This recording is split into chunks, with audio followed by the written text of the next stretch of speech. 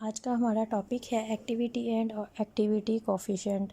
अब एक्टिविटी है क्या और ये टॉपिक किस लिए हम स्टडी कर रहे हैं, इसको समझने के लिए हम एग्जाम्पल के लिए ये हमने लिए हैं 2 बीकर।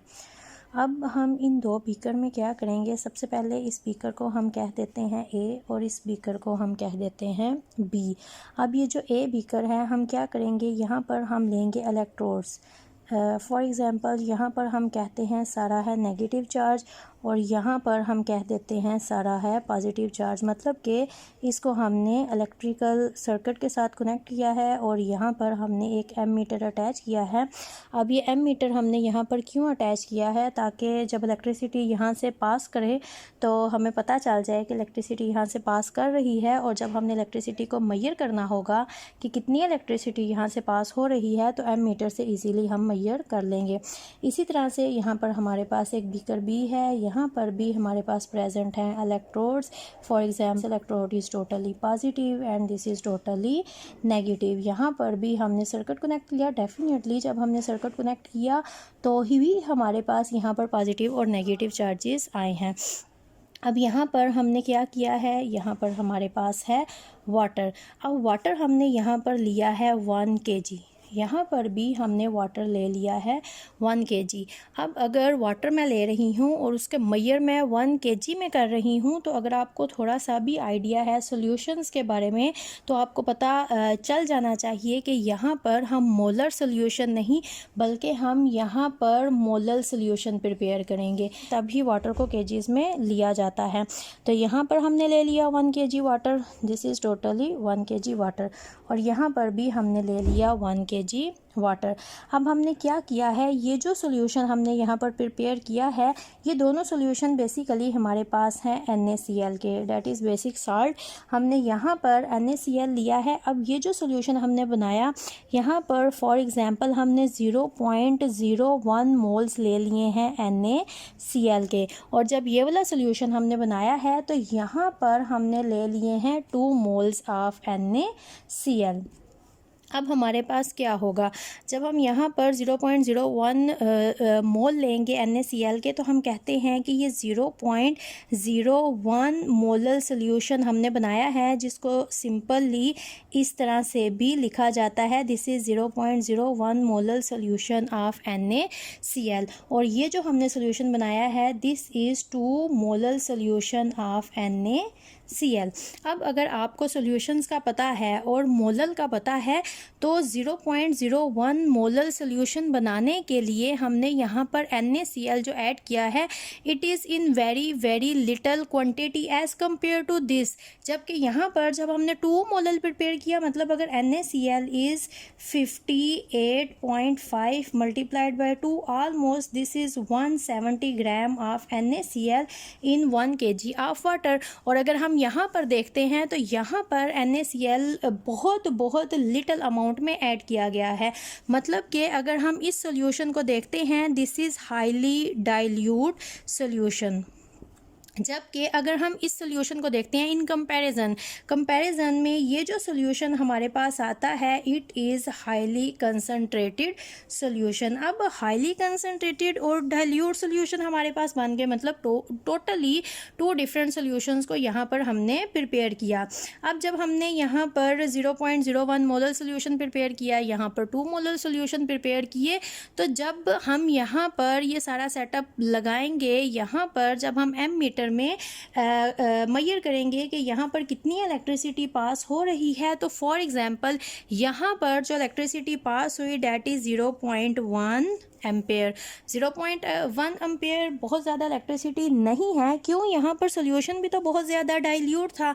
अब इलेक्ट्रिसिटी पास होने के लिए केटाइन एनाइन बहुत ज़्यादा होने चाहिए। अगर हमारे पास हमारा इलेक्ट्रोलाइट, हमारा सोल्यूट बहुत थोड़ी क्वांटिटी में होगा, तो हमारे पास इलेक्ट्रिसिटी भी बहुत ही कम पास होगी। अब अगर हम यहाँ पर इस बीकर बी में आते हैं, तो यहाँ पर सोल्यूशन इज़ 2 मोलर, मतलब यहाँ पर जो सोल्यूट है, इलेक्ट्रोलाइट है, केटाइन एनाइन है, उनका नंबर बहुत ज़्यादा है। तो यहाँ पर इलेक्ट्रिसिटी बहुत ज़्यादा पास होनी चाहिए। अगर यहाँ पर 0.1 एम्पेयर पास हो रही है तो उसके कंपैरिजन में यहाँ पर इलेक्ट्रिसिटी 0.1 एम्पेयर से बहुत ज़्यादा पास होनी चाहिए। लेकिन जब हमने एम मीटर में इलेक्ट्रिसिटी मेजर की तो इलेक्ट्रिसिटी जो यहाँ से पास हुई it was also almost 0.1 ampere. अब यहाँ पर भी 0.1 एम्पेयर, यहाँ पर भी 0.1 एम्पेयर, जबकि यहाँ पर जो सोल्यूशन है डेट इज 0.001 मोलल, जबकि यहाँ पर जो सोल्यूशन है वो 2 मोलल है। तो फिर इतना ज़्यादा डिफरेंस हमारे पास यहाँ पर क्यों आया है? अब हमारे पास ये जो सोल्यूशन ए है, यहाँ पर केटाइन एनाइन हमारे पास बहुत थोड़े थे। इतने थोड़े केटाइन एनाइन थे कि जब हमने यहाँ पर इलेक्ट्रिक सर्किट कनेक्ट किया तो जितने भी केटाइन एनाइन थे उन्होंने इस सर्किट के अकॉर्डिंग फ्लो करना शुरू कर दिया। मतलब यहाँ पर जो हमारे पास केटाइन एनाइन के दरमियान होती है इलेक्ट्रोस्टैटिक फोर्स ऑफ अट्रैक्शन, वो हमारे पास यहाँ पर थी निग्लिजिबल। मतलब निग्लिजिबल क्यों? क्योंकि केटाइन एनाइन का नंबर ही इतना थोड़ा था, वो एक दूसरे से इतने ज़्यादा दूर थे कि फोर्सेस वहाँ पर ऑलमोस्ट निग्लिजिबल थी, ना होने के बराबर थी। और ये जो सोल्यूशन था इसने as an ideal solution behave करना शुरू कर दिया।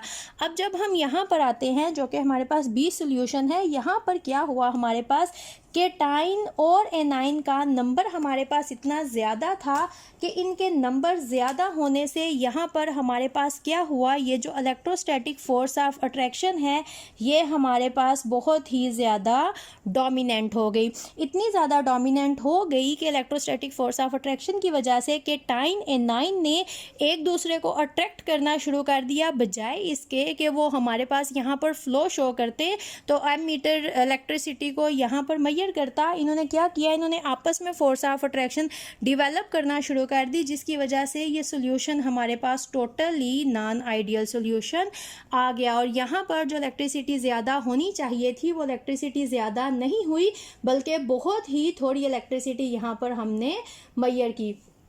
अब हमारे पास ये जो सारा आता है रिलेशन, अगर हम इसको एक फार्मूला की फॉर्म में लिखें तो हमारे पास क्या होगा कि हमारे पास यहाँ पर सोल्यूशन हमने लिया था 2 मोल्स। अब 2 मोल्स में हमारे पास जो इलेक्ट्रिसिटी यहाँ पर शो हुई वो भी 0.1 एम्पेयर थी। इतनी इलेक्ट्रिसिटी जितनी कि सोल्यूशन ने शो की, जिसकी मोलैलिटी हमारे पास 0.001 थी। मतलब यहाँ पर जो हमने 2 मोलर सोल्यूशन प्रिपेयर किया है उसमें जो एक्टिव मास था हमारे पास वो 0.001 मोलर था। इट इज़ लाइक क्लास में अगर आपके पास 30 to 40 स्टूडेंट्स हैं तो उनमें से सिर्फ चंद स्टूडेंट्स होंगे जो कि आपका लेक्चर बहुत केयरफुली सुनेंगे, तो आपकी क्लास का टोटल एक्टिव मास तो वही स्टूडेंट हैं जो कि आपका लेक्चर सुन रहे हैं। हमारे पास एक्टिव मास सिर्फ वही NaCl के मॉलिक्यूल्स आएंगे जिन्होंने यहाँ पर इलेक्ट्रिसिटी कनेक्ट करने के बाद एक फ्लो शो किया जो कि हमारे पास एम मीटर में आया। तो वो जो हमारे पास एक्टिव मास 2 मोलल में था वो हमारे पास था 0.01 मोलल। बाकी हमारे पास सारे के सारे केटाइन एनाइन प्रेजेंट हैं, उन्होंने आपस में ही अट्रैक्शन बनाई है।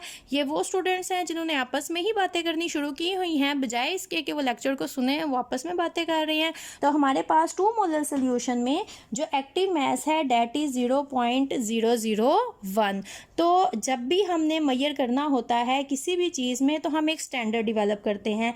स्टैंडर्ड का मतलब कि जैसे कि हमने एक स्टैंडर्ड डेवलप किया हुआ है 100%। किसी भी चीज़ को जब हमने मेजर करना होता है उसकी एफिशिएंसी को, उसकी वर्किंग, तो परसेंटेज में हमने एक स्टैंडर्ड रखा है कि 100% इज़ द मैक्सिमम। तो यहाँ पर भी हमने एक स्टैंडर्ड रखा होता है। स्टैंडर्ड कह लें कि हमने यहाँ पर रखा हुआ है गैमा। गैमा से डिनोट किया जाता है। गैमा एक्चुअली हमारे पास क्या होता है, गैमा इज़ इक्वल कि एक्टिव मास हमारे पास कितना है और जो टोटल मास हमने यहाँ पर लिया हुआ है वो कितना है। तो ये जो एक्टिव मास है अगर हम इसको डिनोट करते हैं A से, और ये जो टोटल हमने लिया हुआ है इसको अगर हम कह देते हैं कंसंट्रेशन, तो this is A divided by C। तो गैमा हमारे पास आता है एक्टिविटी डिवाइडेड बाय कंसंट्रेशन, और ये जो गैमा होता है इस गैमा को कहा जाता है एक्टिविटी कोफिशिएंट। तो गैमा मेरे पास आता है A divided by C। Gamma is equal activity divided by concentration के टोटल जो हमने यहाँ पर सोल्यूट ऐड किया है उसमें से एक्टिव मास कितना है, इनकी रेशो को हम कहते हैं gamma. Gamma is actually activity coefficient. तो अब हम अगर एक्टिविटी कोफिशिएंट को डिस्कस करें तो एक्टिविटी कोफिशिएंट गैमा जो हमने स्टैंडर्ड रखा है, जो हमने रखा हुआ है डेट इज़ 1। हम कहते हैं कि हमारे पास अगर सोल्यूशन आइडियल है तो हमारे पास गैमा की वैल्यू होगी 1। कैसे हमें पता चलता है डेट इज स्टैंडर्ड? अगर गैमा 1 है that is equal to A divided by C, तो अगर ये 1 है तो ये हो जाता है A is equal to C। मतलब जितना भी हमने सोल्यूट ऐड किया है वो सारे का सारा एक्टिव है। तो ये हमारे पास एक आइडियल सिचुएशन आ जाती है जिसमें total added solute is equal to active mass. तो ये हमारे पास आइडियल सोल्यूशन जो हमने डिस्कस किया अभी, जो डाइल्यूट सोल्यूशन था वो बहुत ज़्यादा आइडियल था, तो ये हमारे पास आ जाता है इस तरह से। अगर मैं ये आपको लिख के दिखाऊं तो ये मेरे पास इस तरह से आएगा। अगर मेरे पास गैमा है 1 तो ये मेरे पास आ जाती है आइडियल सिचुएशन। यहाँ पर अगर मेरे पास गैमा 1 से कम हो के 0 होना शुरू हो जाता है तो इसका मतलब है कि अब मेरे पास यहाँ पर क्या हुआ है, यहाँ पर मेरे पास B केस आ जाता है। मतलब यहाँ पर electrostatic force of attraction develop होना शुरू हो गई है। सॉल्वेंट जो सोल्यूट है उसने आपस में ही अट्रैक्शन पैदा कर ली है, जिसकी वजह से उन्होंने फ्लो नहीं शो किया। तो गैमा की वैल्यू आइडियल से कम होके 0 की तरफ आना शुरू हो गई है। तो जब आइडियल सिचुएशन होती है हमारे पास एक्टिविटी इक्वल होती है कंसंट्रेशन के। तो हमारे पास जब गैमा की वैल्यू 1 से कम होके 0 की तरफ आना शुरू हो जाएगी तो इसका मतलब है जो मेरे पास एक्टिविटी है that is lesser than concentration के। जितना मैंने सोल्यूट ऐड किया है वो सारे का सारा एक्टिव नहीं है। जैसे कि यहाँ पर हुआ था, जो मैंने सोल्यूट ऐड किया है उसने अपनी फोर्स ऑफ अट्रैक्शन डेवलप कर दी है और जो एक्टिव मास मेरे पास आया है वो हमारे पास कम है टोटल एडिड सोल्यूट के मुकाबले में। तो सिचुएशन ऐसे भी होती है कि मेरे पास गैमा की जो वैल्यू है वो 1 से इंक्रीज़ होना शुरू हो जाती है। अब 1 से इंक्रीज़ हमारे पास कब होगा? 1 तो एक आइडियल सिचुएशन है, जितना हमने यहाँ पर डाला है सोल्यूट उतना ही हमारे पास एक्टिव है और तब हमारे पास गैमा की वैल्यू 1 है। तो फिर हमारे पास गैमा की वैल्यू 1 से ज़्यादा कब होगी? उसके लिए हम एक और बीकर लेते हैं। इस तरह से हमने एक और बीकर लिया है। इसी तरह यहाँ पर मेरे पास है पॉजिटिव चार्ज सारा, यहाँ पर मेरे पास नेगेटिव चार्ज है। और क्या किया है, इसी तरह से यहाँ पर सर्किट और एम मीटर कनेक्ट किया है। सारा सेटअप उसी तरह से बनाया हमने। यहाँ पर भी हमने 1 kg वाटर ऐड किया है, लेकिन यहाँ पर ये मैंने लिया था 2 मोलल। तो यहाँ पर मैंने क्या किया है, ये मैंने 4 मोलल NaCl का सोल्यूशन किया है प्रिपेयर। मतलब कि 58.5 मल्टीप्लाइड बाय 4 तो मतलब 117 मल्टीप्लाई 2। अब ये कितना ज़्यादा NaCl मैंने यहाँ पर ऐड किया है इसका आइडिया आप लोग खुद लगा सकते हो। अब यहाँ पर जैसे हमने यहाँ पर पढ़ा कि जब सोल्यूट हमारे पास ज़्यादा होगा, फोर्स ऑफ अट्रैक्शन डोमिनेंट होना शुरू हो जाएगी, तो हमारे पास जो इलेक्ट्रिसिटी है वो उतनी ही कम होती जाए। लेकिन जब हमने यहाँ पर इलेक्ट्रिसिटी को मेजर किया तो सपोज ये हमारे पास 1 एम्पियर से भी ज़्यादा हो गई, 0.1 नहीं 1 एम्पियर से भी ज़्यादा हो गई।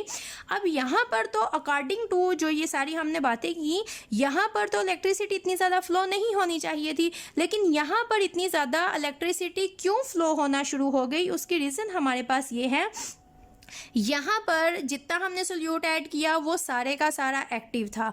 यहाँ पर फोर्स ऑफ अट्रैक्शन हमारे पास थी नील। अब यहाँ पर जब सोल्यूट ज़्यादा हुआ तो फोर्स ऑफ अट्रैक्शन यहाँ पर हमारे पास मैटर करना शुरू हो गई, यहाँ पर इफ़ेक्टिव हो गई और सोल्यूट ने अपनी ही इंट्रैक्शन पैदा कर ली और इलेक्ट्रिसिटी हमारे पास नहीं आई। जब यहाँ पर हमने सोल्यूट का नंबर बहुत ही ज़्यादा इंक्रीज़ किया तो फोर्स ऑफ अट्रैक्शन डोमिनेंट होने की बजाय यहाँ पर जो हमारे पास हुआ, यहाँ पर हमारे पास फोर्स ऑफ रिपल्शन ऑपरेट हो गई। जब फोर्स ऑफ रिपल्शन ऑपरेट हुई और हमने यहाँ पर कनेक्ट किए सर्किट, जो चार्जेस थे उन्होंने बहुत ही ज़्यादा फास्टली अपोजिट डायरेक्शन में मूव करना शुरू कर दिया, जिसकी वजह से जब हमने यहाँ पर मेजर किया इलेक्ट्रिसिटी को, तो इलेक्ट्रिसिटी का नंबर हमारे पास बहुत ही ज़्यादा आया। और जब हम इस तरह से हाईली कंसनट्रेटेड सोल्यूशन प्रिपेयर करते हैं तो हमारे पास क्या होता है, जो हमारे पास गैमा की वैल्यू होती है वो 1 से बहुत ही ज़्यादा इंक्रीज़ कर जाती है। तो अगर मैं इस गैमा की वैल्यू को एक सिंपल ग्राफ की फॉर्म में